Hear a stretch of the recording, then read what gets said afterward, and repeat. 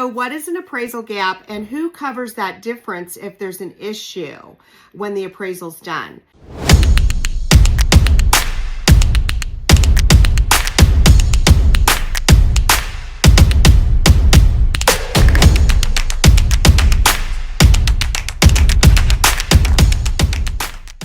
I'm 𝘠𝘯𝘕. I'm a local realtor here in the Indianapolis area, and on today's Weekly Minute, we're going to talk about appraisal gaps and who actually covers that difference.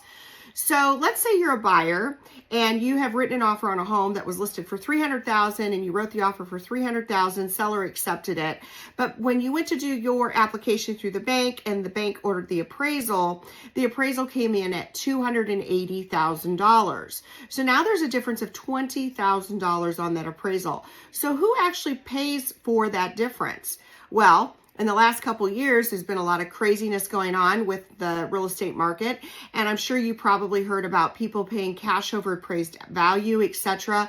Well, basically what was happening is there's been a lot of verbiage that's been written into purchase agreements that actually talked about those gaps and said what would happen if something would happen where they either got another offer, they said they were willing to pay this, or if the appraisal came in low, they were willing to do this, etc. But that's not happening anymore. So we're back to pretty much the way it used to be pre-COVID, which is writing an offer, negotiations as usual. So who does pay for that appraisal gap?